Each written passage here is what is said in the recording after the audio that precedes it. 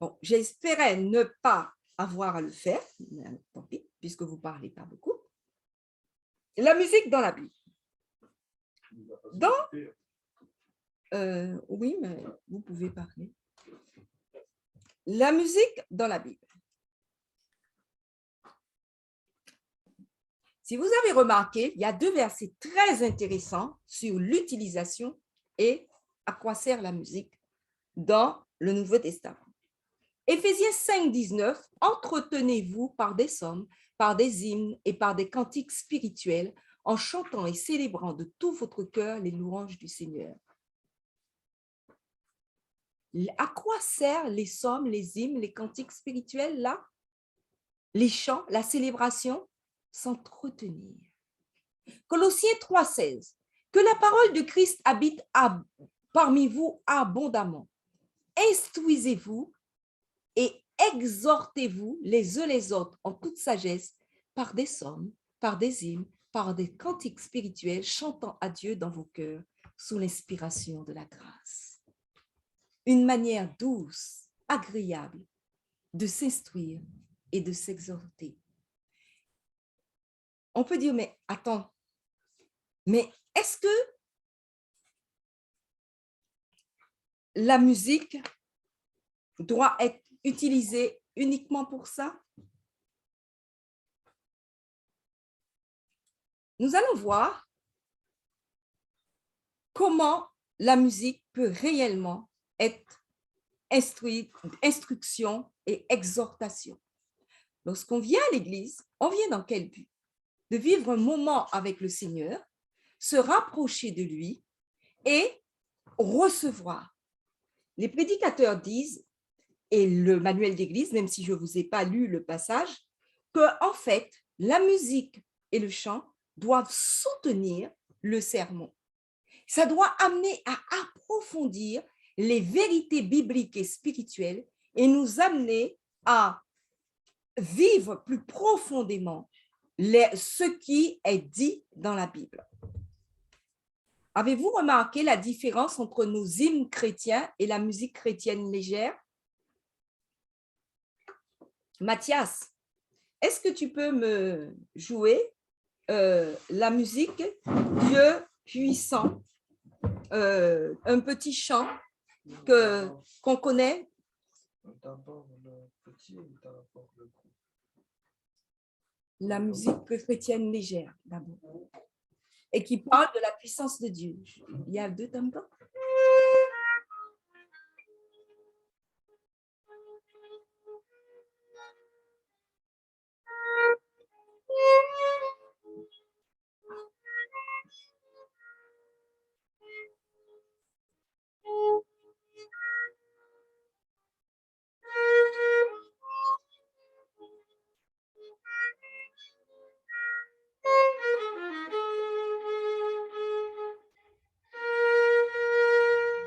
Qui a reconnu le chant?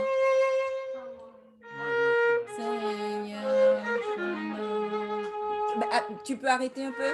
Qui connaît le chant? Non, non, laisse. Némi, tu connais le chant? Est-ce que tu peux nous le chanter?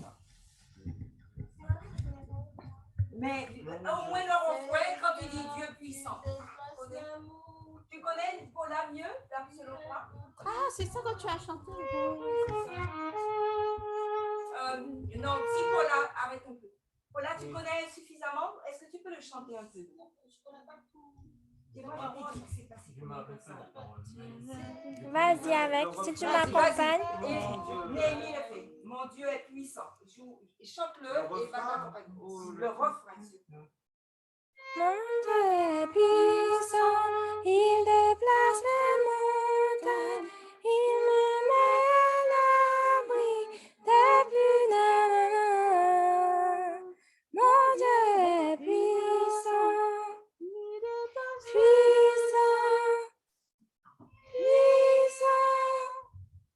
mon Dieu est puissant.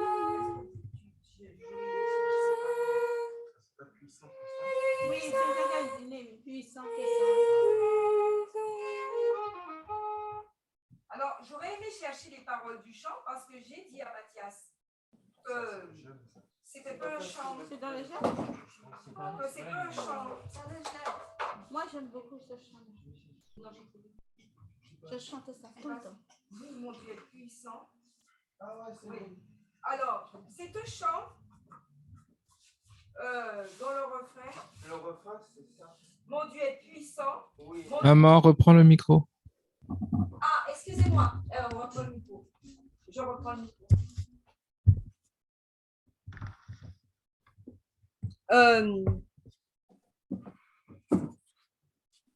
Les paroles du chant. Ensemble, élevons nos voix, car nous allons célébrer la grandeur de notre Dieu. Il est grand, tout-puissant et mérite gloire. Servons un Dieu tout-puissant. Chantez avec moi. Mon Dieu est puissant. Mon Dieu est puissant. Il déplace les montagnes. Il déplace les montagnes. Il n'a pas mes sentiers. Mon Dieu est puissant. Mon Dieu est puissant. Il guérit mon cœur brisé. Il fortifie mon cœur. Mon Dieu est puissant. Mon Dieu est puissant. Il déplace les montagnes. Il déplace les montagnes. Il aplani les eaux. Mon Dieu est puissant. Il guérit mon corps brisé. Il fortifie mon cœur lassé. Il gagne éternellement. Mon Dieu est puissant. Puissant. Oui, il est puissant. Puissant. Chantez avec moi. Puissant. Mon Dieu est puissant. Il est puissant. Puissant. Mon Dieu est puissant. Puissant. Il est puissant. Puissant. Mon Dieu est puissant, sauveur du monde entier, sauveur du monde entier. Sa mort m'offre le salut. Par lui, je suis sauvé. Oh, chantez-moi, mon Dieu est puissant. Alors, on va dire, mon Dieu est puissant. En lui, je suis pardonné. En lui, je suis pardonné. Ma grâce m'a régénéré. Béni soit son Seigneur. Oh, je vraiment que vous chantiez avec moi. Mon Dieu est puissant. Mon Dieu est puissant, puissant. Oh, oui, mon Dieu est puissant, puissant. Oui, puissant, puissant. Il est puissant. Puissant. Je suis en train de lire les paroles. Mon Dieu est puissant. Oui, notre Dieu est puissant, puissant. Et après, on va dire, il est saint, saint, saint, majestueux, majestueux, saint, saint, saint. Il y a même dans ce chant, en réalité, une gradation et un truc. Mais il y a beaucoup, beaucoup de répétitions. On peut dire qu'il y a des sommes de répétitions qui sont des sommes de louanges, mais il y a une gradation dans l'histoire. Et là, il y a une louange. Là, ce qu'on voit, c'est une louange à Dieu. Et on constate les bienfaits de Dieu. Voilà. Et même dans les sommes répétitives, il y a une histoire, il y a quelque chose qui est raconté. Maintenant, est-ce que ça veut dire et si vous lisez, vous chantez un hymne et louange, je ne sais pas si vous vous êtes déjà aperçu, mais un hymne et louange, c'est généralement un sermon. Alors, j'ai ouvert au hasard, exprès. Quel grand secours d'être toujours protégé par Dieu même. Ne craignons rien, il fait tout bien, il nous garde, il nous aime. Ne craignons rien, il fait tout bien. Il dit, je veux vous rendre heureux, laissez-moi vous conduire. Pour aujourd'hui, comptons sur lui, il nous garde, il nous aime. Quel grand secours d'être toujours. Quant à demain, sa bonne main, il pourvoira nous-mêmes. Quant à demain, et il dit, si je vous prends pour mes enfants, rien ne pourra vous nuire. Il y a en quelque sorte, je suis tombée sur quelque sorte qu'il nous donne un message. Il nous dit comment ça va se passer dans la relation avec lui. C'est pas moi, mon Dieu, et à moi tout seul qui est. Mais en fait, il y a tout un message. J'ai lu très maladroitement, mais je voulais vous dire que la musique chrétienne peut être très légère. C'est-à-dire, la répétition va amener en fait à sécréter la fameuse dopamine. Et on dit puissant, puissant, puissant, puissant. Et je suis dans une sorte de transe. Et au lieu d'être dans le respect et dans l'amour, je vais être sans arrêt dans la transition. Et Philippe, dans une sorte de transe et de paroles incessantes.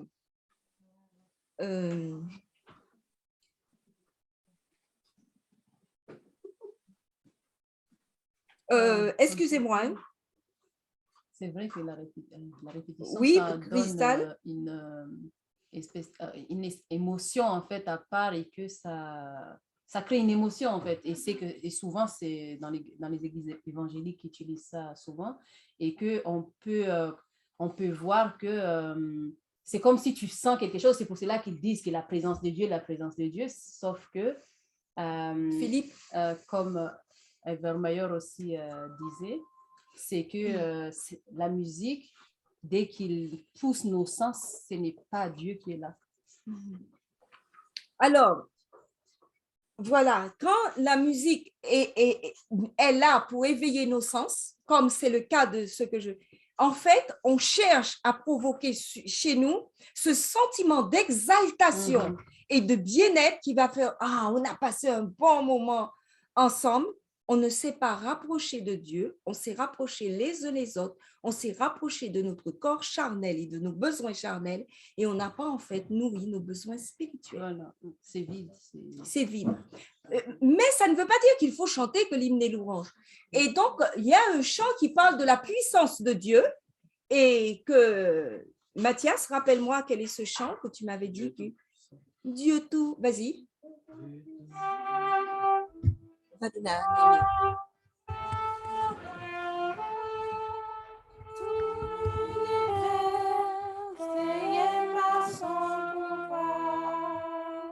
Le ciel azur, les éclairs, le tonnerre, le matin et le voix du soir. Que tout y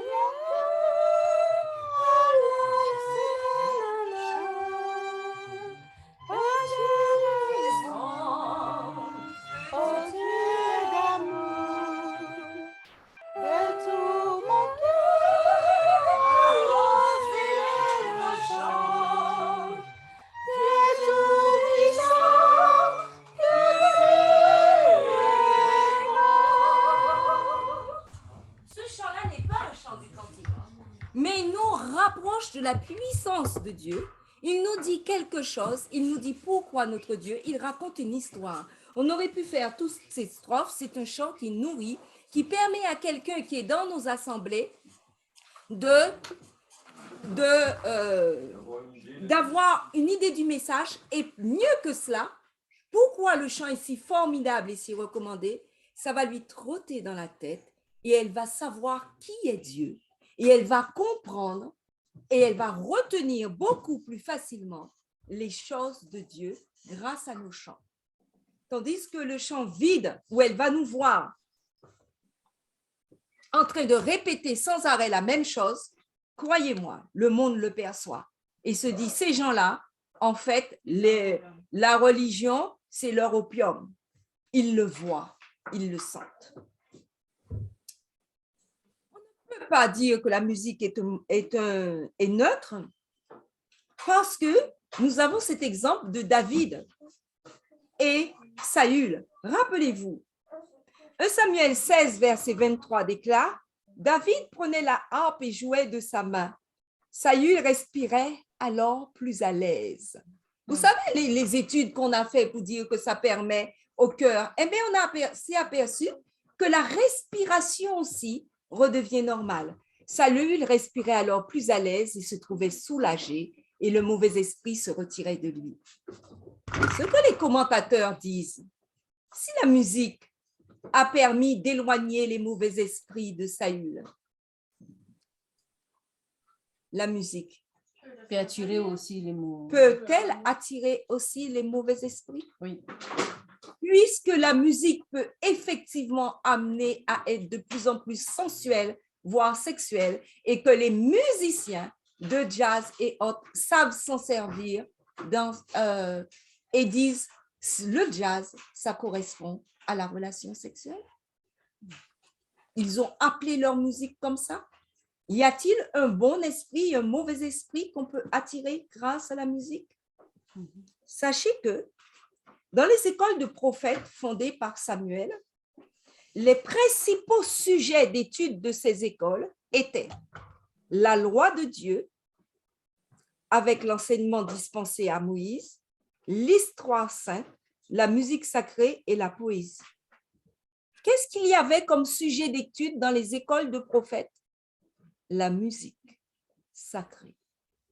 En effet, la musique sacrée, ce n'est pas n'importe quoi. Le langage de la musique a toujours accompagné les événements particuliers de la Bible. Alors, je ne vais pas vous prendre les passages, mais on pourrait prendre les passages. Avant la création, la musique était le moyen utilisé dans le ciel pour louer Dieu. On peut lire des versets qui disent comment les anges louaient Dieu avant la création de l'homme. Avant sa chute, Lucifer, on avait conçu pour lui des instruments, c'est ce qui fait, on trouve ça dans la Bible, hein? On considère qu'il était le directeur des chorales angéliques. Ce n'est pas écrit directeur des chorales angéliques dans la Bible. Hein? Ce qui est écrit dans la Bible, tu étais conçu au milieu, on a conçu les instruments de musique pour toi. Lucifer. À la création, on apprend que les anges chantèrent ensemble, toujours dans la Bible, on ne va pas chercher, ce serait trop long, les louanges de Dieu. La musique a été utilisée à la mer Rouge pour exprimer la joie de la victoire sur les Égyptiens. Vous vous rappelez la musique de Marie? Une remarque sur cette musique. C'est une musique où on danse, où on chante, où on tape des tambourins. C'est souvent pris pour dire, voilà, vous ne voulez pas qu'on chante, qu'on danse, alors que c'est une musique reconnue dans la Bible. En fait, où était Marie? Près de la mer Rouge. Elle sortait de la mer Rouge. Elle était dehors, elle chantait, elle s'exprimait en dansant. Elle n'était pas dans l'assemblée de Dieu. Elle n'était pas dans le sanctuaire. Elle n'était pas en train de rendre un culte. Elle était en train de remercier Dieu pour sa victoire. Est-ce que ça vous est déjà arrivé de sauter de joie et de crier « Seigneur, tu es bon » ? Et bien sûr, bien sûr. La joie, l'expression de danse n'est pas interdite par la Bible. Seulement, il y a des lieux. La musique aussi, le langage de David. Vous vous rappelez David devant l'arche? Je ne sais pas si je ne l'ai pas mis sur un autre... Bon, peut-être, mais tant pis, je le dis là. Vous vous rappelez David devant l'arche? David exprime chaque fois sa musique dans des chants d'adoration, de ses doutes, ses craintes. Tout passe par la poésie et la musique, on dirait, chez David.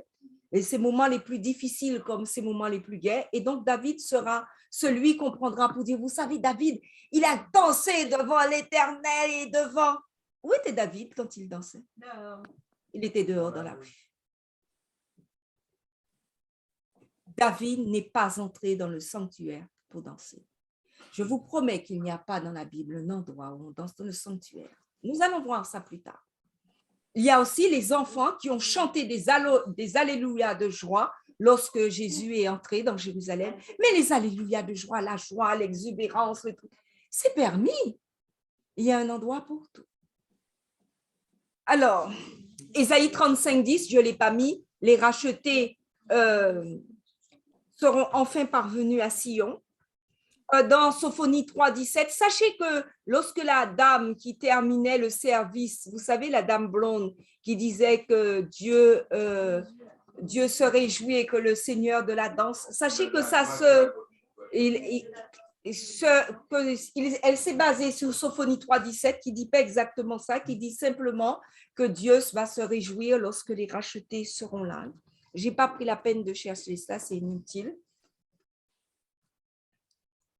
Il y a un verset de Deutéronome 12 qui dit « Garde-toi de rechercher leur Dieu et de dire « Comment ces nations servaient-elles leur Dieu? Moi aussi, je veux faire de même. » Je crois qu'en matière de musique, on peut faire la même réflexion. Garde-toi de faire comme les nations qui servent d'autres dieux font et de dire « Moi aussi, je veux faire de même. » Dans 1 Chronique 23, 2 à 5, on s'aperçoit qu'être lévite est une fonction sacerdotale. 5400 lévites musiciens non, excusez-moi. Au verset 5, il y avait 4000 musiciens qui ont été choisis pour la maison de Dieu. Et même, on va s'apercevoir dans ces versets-là que Dieu dit quels instruments de musique seront pris. 1 Chronique 25, verset 1, mentionne donc 3 instruments spécifiques, la harpe, le luth et la cymbale. Ce ne seront pas les seuls instruments employés, mais les 3 instruments principaux à la base de la musique quotidienne du sanctuaire. Une autre remarque sur les musiciens, c'est 1 Chronique 25, verset 6. Ça me plaît beaucoup. En réalité, c'est parce que j'ai pas eu dans la fiche. Ils sont simplement mentionnés. 1 Chronique 25, verset 6. Je vais vous dire pourquoi ça me plaît beaucoup. Pour moi, l'Ancien comme le Nouveau Testament sont très utiles parce que toute écriture est là pour nous instruire, pour nous renseigner, pour nous faire grandir dans la justice. Mathias, il y a quelque chose qui a été écrit. 25, 6. On parle des musiciens Je vais vous lire. D'abord, 25, 1. David et les chefs de l'armée virent à part pour le service ceux des fils d'Azaph, d'Héman et de Jéduthun, qui prophétisaient en s'accompagnant de la harpe, du luth et des cymbales. Et voici le nombre de ceux qui avaient des fonctions à remplir. Donc, en fait, ce sont des Lévites. Hein. On ne va pas aller regarder tout cela. Verset 5. Tous fils d'Héman qui étaient voyants du roi pour révéler les paroles de Dieu et pour exalter sa puissance. Dieu avait donné à Héman 14 fils et 3 filles. Et verset 6. Tout cela était sous la direction de leur père pour le chant de la maison de l'Éternel et avait des cymbales, des luths et des harpes pour le service de la maison de Dieu. Pourquoi j'ai lu ça? Oui, Nathan a une remarque? Tony a dit quelque chose. Oui, qu'est-ce que Tony a dit? Alors déjà, il est malade. Bon, désolé, Tony, que tu sois malade. Et puis, Mhm. surtout, il demande est-ce que le sanctuaire, c'est l'église qu'il fréquente? Alors, Tony pose une question qu'on pose souvent. Est-ce que le sanctuaire, c'est l'église qu'il fréquente? Je veux bien faire une petite interruption parce que de toute façon, je ne vais pas aller beaucoup plus loin. Je vais faire, je pense, en 2 temps. Parce que c'est trop long, c'est tout ce qui me reste à dire et que je trouve que c'est important. Donc, je vais faire le truc en 2 temps. On ne peut pas considérer que c'est le même sanctuaire que celui qui était au désert, c'est-à-dire celui où la présence de Dieu se manifestait au-delà du voile. Cependant,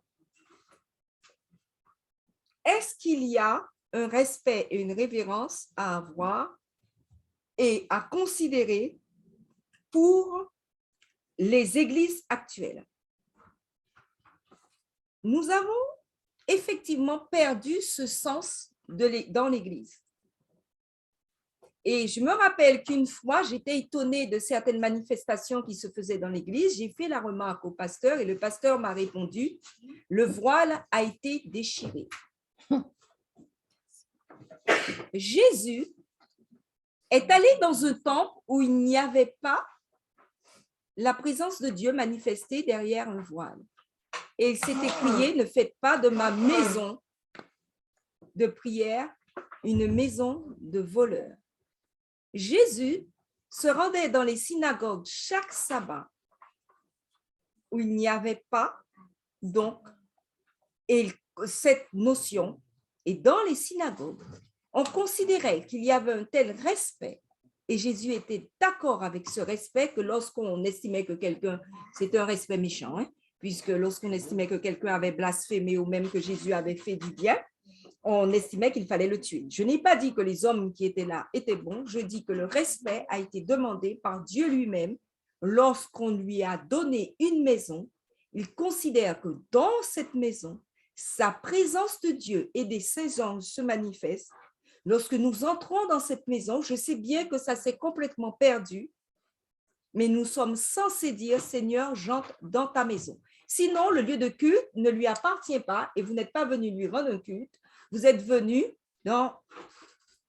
vous amuser. Ça va plus loin.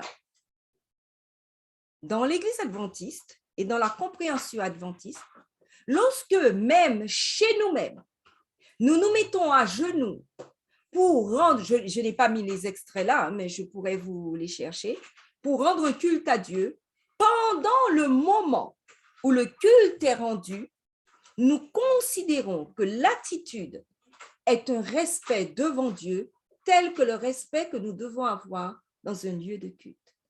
C'est ainsi que nous considérons que nous ne pouvons pas être habillés n'importe comment pour rendre culte. Je n'ai pas dit qu'on ne peut pas élever une prière dans n'importe quelle circonstance, dans n'importe quel état à Dieu, dans n'importe... Mais cette notion de révérence et d'adoration amène l'homme à s'ennoblir et à s'approcher de son Dieu avec respect et amour. Et ça cultive en lui un sentiment de sa sainteté et de sa mise à part pour Dieu qui l'élève et qui lui permet d'avoir des pensées spirituelles. Ça, c'est un don que Dieu a mis en nous et qu'il nous demande de cultiver. Ah, si, à plus forte raison, quand nous nous mettons à genoux, que nous nous sentons en présence de Dieu, nous allons avoir des attitudes d'adoration, de dignité, et que nous allons demander à nos enfants, mais non, ne te tiens pas comme ça, nous sommes en train de faire le culte. Mais non, nous ne pouvons pas dire n'importe quoi, ce n'est pas le moment. À plus forte raison, dans une maison qu'on est censé avoir achetée avec les offrandes qu'on donne à Dieu et qui sont consacrées au Seigneur, à plus forte raison, devons-vous avoir une attitude d'honneur et de révérence. Pourquoi j'ai lu 1 Chronique 25, verset 6? Parce que dans 1 Chronique 25, verset 6, c'est écrit « Tout cela était sous la direction de leur père ». Qu'est-ce que ça veut dire? Que la musique était donnée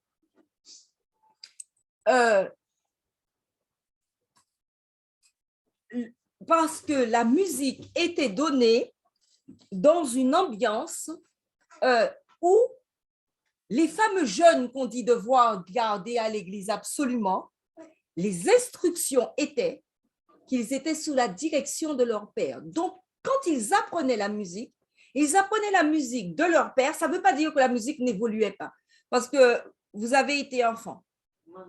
Oui, je vais répondre à la question, je l'ai affichée, oui. Vous avez été enfant. Votre parent vous a appris à faire du gâteau, moi, je ne sais pas, à faire la cuisine. La cuisine qu'on vous a appris n'a pas évolué? Elle a évolué.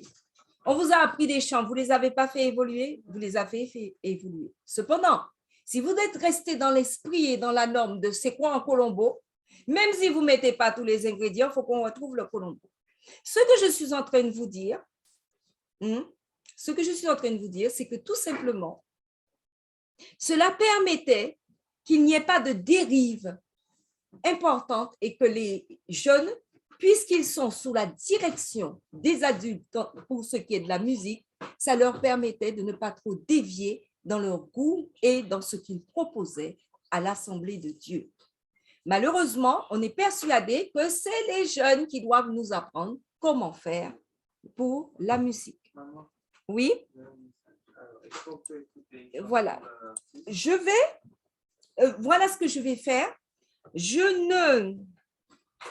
vais m'arrêter à musicien, une fonction sacerdotale.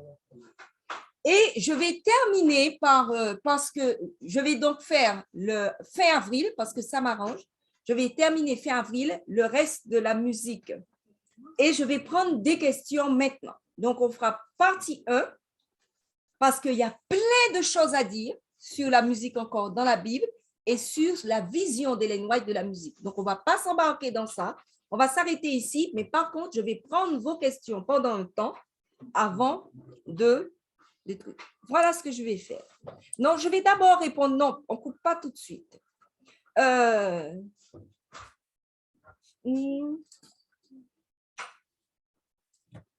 Job 31, verset 1, quelqu'un a mis.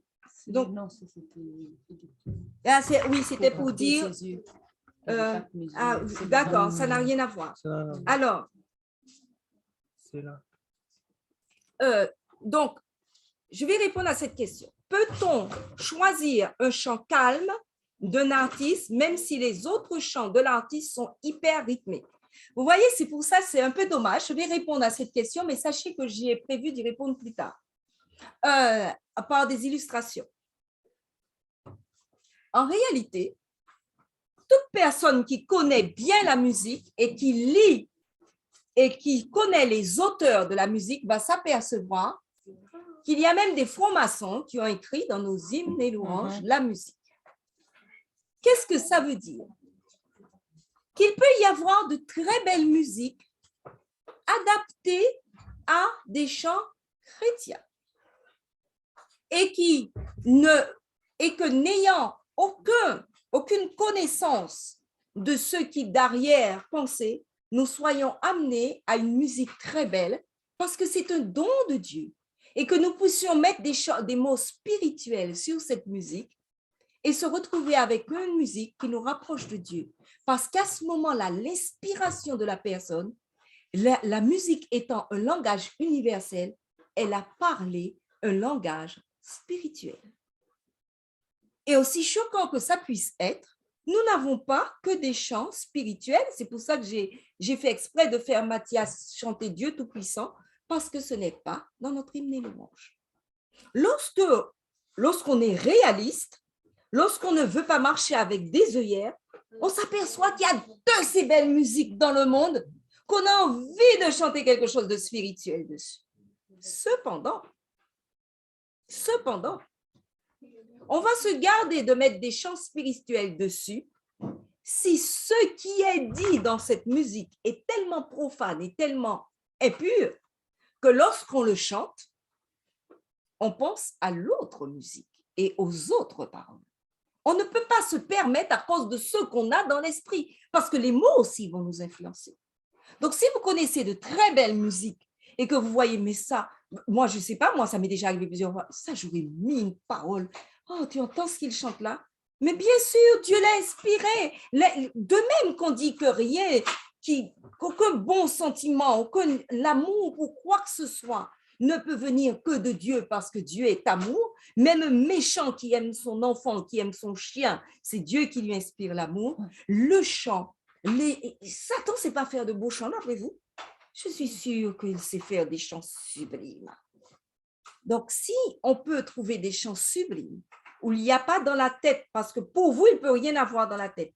Je me rappelle que nous avions un copain, Philippe et moi, qui venait d'être converti, et que Philippe et moi, nous chantions, et Philippe surtout, pas moi, jouait des musiques haïtiennes et qu'il ne comprenait pas en fait le sens et que le rythme lui disait rien. Il aimait beaucoup entendre certaines musiques haïtiennes. Et le copain qui venait d'être converti disait « Arrêtez, vous ne savez pas tout ce que ça signifie pour moi, cette musique. » Et que j'étais dans le monde avant, je viens de passer, je ne veux pas que vous écoutiez ça. Et il nous empêchait d'écouter ça. Et ce copain s'appelle Tony. Non, c'est vrai, je m'en rappelle très bien. Donc, la consonance qu'on peut avoir dans une musique, il faut respecter ça. Quelqu'un vous dit, pour toi, cette musique-là ne signifie rien, mais pour moi, ça me rappelle des choses que j'ai vécues et les paroles qui étaient dessus ne me conviennent pas. Et souvent, on ne comprenait pas certaines expressions haïtiennes. Il y a des Haïtiens qui nous ont appris certaines choses qu'on ne soupçonnait pas qui étaient dites dans les chants. Donc, faisons attention à cela. Le chant, la musique peut être inspirée, les paroles pas inspirées, et il peut y avoir des paroles inspirées sur des rythmes qui ne conviennent pas et des manières qui ne conviennent pas. Et à ce moment-là, on met aussi de côté. Maintenant, donc je pense avoir répondu à cette question-là. Dans une autre question, dans les mariages, on peut utiliser de la musique pour danser à deux. Danser à deux est une intimité. Je dis bien, danser à deux quand il s'agit d'un homme et d'une femme est une intimité. C'est-à-dire que je ne parle pas de faire des pas.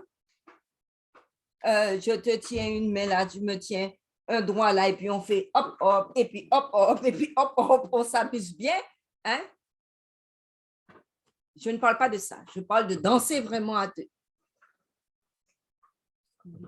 Seulement, je veux bien danser avec mon mari, mais je ne danserai pas avec n'importe qui parce que c'est une intimité. C'est ma sensualité que si je veux vraiment me laisser aller à la musique qui est éveillée. C'est mon plaisir qui est éveillé et je n'ai pas à vivre ça avec n'importe qui. En plus, si vous aviez fait attention, dans la Bible, il y a des danses. Ces danses sont toujours. Et si vous voyez la musique de Marie, si quelqu'un cela l'intéresse, il peut le chercher, mais je suis sûre de moi, Marie chante et on dit, les femmes qui étaient avec elle l'accompagnaient. Les femmes dansent avec les femmes, les hommes dansent avec les hommes. Je sais bien qu'actuellement, il y a des hommes-femmes et des femmes-hommes, et puis il y a des gens qui sont transgenres. Je parle de vraies femmes et de vrais hommes, c'est-à-dire de personnes qui n'ont pas eu l'esprit. Malheureusement, ce n'est pas parce qu'ils sont mauvais, hein, forcément, mais qui ne sont pas entrés dans cet esprit du monde et se sont fait avoir par le monde, qui leur a fait croire qu'ils pouvaient être trans et qu'en fait, ils gagnent toutes les compétitions sportives parce qu'en réalité, ils sont vraiment des hommes. Enfin bref, ce n'est pas ça le sujet. Donc, est-ce qu'on peut utiliser de la musique pour danser à deux? Pour moi, on peut faire des pas. Danser est une intimité. Alors, Tony dit, autrement dit, si Rihanna produit un chant très spirituel, peut-on chanter le chant très spirituel de Rihanna? C'est bien ce que je vous dis. Que va évoquer ce chant pour vous? Si ça évoque des paroles sensuelles, si ça évoque, je ne sais pas à quel moment vous êtes arrivé, mais je disais que plein de prédicateurs ont dit, attention, il y a la musique des extrémités. Qu'est-ce que ça veut dire? La musique qui produit en nous des mouvements où c'est les bras et les pieds qu'on a envie de taper, et il y a la musique qui touche plus bas que le torse, c'est-à-dire à partir des reins. On sent qu'on bouge, on est dans la sensualité. Vous pouvez chanter vos chants sensuels, mais ce n'est pas adapté lorsqu'on veut se rapprocher de Dieu. Et si vous pensez à Rihanna pendant que vous le faites, si jamais vous avez trouvé un chant de Rihanna très spirituel et pas sensuel, ça m'étonne beaucoup de Rihanna, mais en fait, disons vous avez trouvé un chant de Rihanna très spirituel, pas sensuel, et que pendant que vous le chantez, vous pensez à Rihanna et que je ne vois pas l'utilité de votre spiritualité. Je ne vois pas. Je ne sais pas à quoi ça sert de mettre un chant spirituel. Est-ce que ce n'est pas trahir le Seigneur? Ensuite, une autre question, comment aider un ado à aimer l'hymne et louange à nouveau? C'est vraiment quelque chose de vraiment très difficile. Arriver à l'adolescence, lorsque l'adolescent n'a pas appris dès petit à aimer l'hymne et louange, c'est vraiment une question de goût qui va se jouer là. Je recommande de respecter à la fois ses goûts et de respecter en même temps, d'essayer de trier ses cantiques et de prendre ceux qui seront pas dans la sensualité pour adapter et pour petit à petit l'amener vers des chants de l'hymne et louange où il pourra vivre quelque chose avec Dieu. Je me rappelle en tout cas moi que lorsque j'étais enfant, je n'aimais pas forcément tous les cantiques, en particulier des cantiques très sévères comme le numéro 1. Le numéro 1 était chanté comme ça dans mon église. Vous qui sur la terre habitez, de chanter à haute voix, chanter. Et chaque fois, j'écoutais les vieux chanter ça à l'église et je sentais que le soleil était très chaud et qu'il faisait vraiment très chaud à l'église et qu'il était temps qu'ils arrêtent. Il est possible de chanter des chants de façon plus jeune. Bon, ça, c'était les vieux de mon époque. Et les vieux de maintenant, ils sont aussi dans le... Donc, c'est pas pareil. Mais les vieux de mon époque, c'était vraiment ça. Et c'était très pénible pour moi. Et donc, on peut adapter certains chants aux jeunes. Et ce que j'étais en train de raconter, c'est que par contre, donc je vous raconte une anecdote qui n'est pas profitable directement pour vous, mais j'espère qu'il va vous donner des idées. J'aimais beaucoup les chants qui parlent de la mer, parce que je suis guadeloupéenne, ce qui veut dire qu'il y a des îles autour et qu'on allait en visite dans les îles, et en particulier, on faisait de l'évangélisation vers les saints, et on allait par bateau. Et tous les chants des bateaux, j'aimais. Pourquoi? Parce que lorsqu'on était dans le bateau, il y avait les vagues qui berçaient et on commençait à chanter. Et du coup, je me voyais comme Pierre en train de marcher sur l'eau et de dire Jésus. Et quand le soleil se baissait et qu'on ramenait le bateau et qu'il y avait l'eau qui entrait dans le navire, c'est peut-être moi qui parle trop fort, j'ai contrarié Étienne. Je trouvais ces moments vraiment vitaux. Si vous arriviez à avoir des moments de joie et de gaieté avec En ne chantant pas des fois, l'ado aussi des fois n'est pas capable tout de suite d'aimer qu'on chante toutes les strophes du chant. Alors ayez pitié d'eux. Au début, ne chantez pas toutes les strophes. Essayez de repérer des chants qui vont lui rappeler quelque chose, de mettre en rapport. Lorsque vous avez parlé de quelque chose pendant le culte qui a plu à votre ado, dit « Ah, il y a un chant de l'hymne et louange qui raconte cela et qui parle de ça. Tu sais tel chant ?» Et le chanter et pour voir si vous l'amorcez parce qu'il faut que ce chant répercute quelque chose chez lui.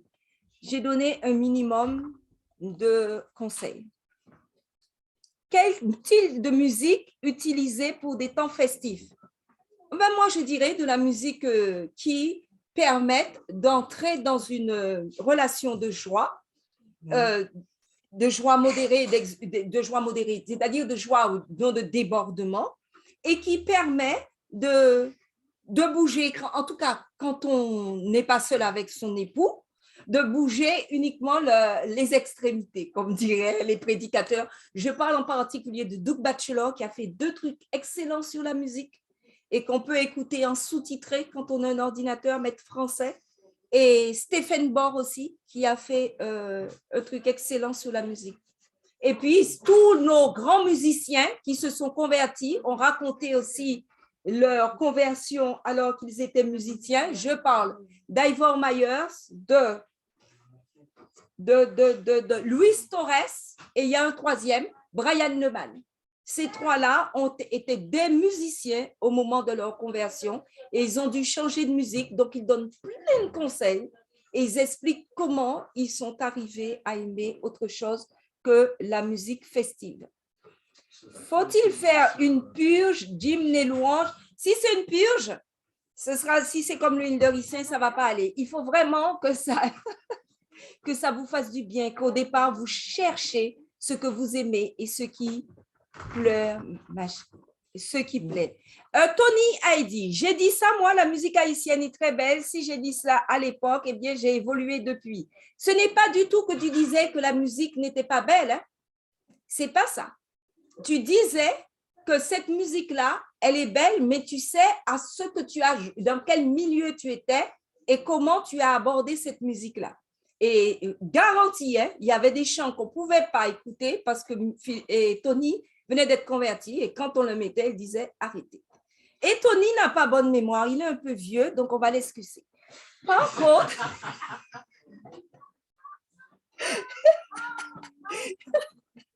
là, je cherche vraiment, mais comme il a la balle à la gauche, il ne pourra pas répondre. Tant pis. Par contre, j'avoue que je ne danse pas collée avec une femme autre que Marie-André. La danse peut être quelque chose de très, très sensuel. Oui, je pense que toute personne qui est sincère sait. Brigitte, je crois que Rihanna est d'une famille adventiste. Peut-être qu'un jour, elle reviendra aux sources et participer aux réunions que tu organises. Oh, mon pauvre chou. Peu de personnes qui viennent. Bon, mes réunions, c'est pour le plaisir. J'ai une amie une amie d'Haïti, hein, qui était jeune, elle dit le compas ne se danse pas avec un membre de sa famille. Edwin fait une remarque très intéressante. Il dit qu'il a un ami haïtien qui lui dit le compas, Carlo, qui lui dit le compas ne se danse pas avec un membre de sa famille. C'est pour vous dire tout ce qu'il y a derrière le compas. Et vous savez que dans des églises adventistes, on fait le compas chrétien? Oui, il y a dans certaines, il y a des musiques qui sont du compas chrétien, qu'on a déjà entendu. Et Edwin qui est là me dit oui, il y en a plein. De plus en plus courant. Évangélique, mais chez les adventistes aussi, il y a du compas chrétien quelquefois. Oui, c'est déjà arrivé. Et Edwin dit moins que le monde, mais sachez que ça existe et que le monde, Carlo est adventiste. Edwin, Carlo n'est pas adventiste et il dit le compas, je ne vais pas le danser avec un membre de ma famille. Donc, faites attention à cela. Le monde nous regarde. Et ça, on va le voir dans une autre réunion. On va arrêter là la réunion de cet après-midi. On pourra continuer d'autres questions si vous voulez, mais là, j'ai fait les 2 heures. Il faut vraiment arrêter parce qu'on fait des réunions trop longues.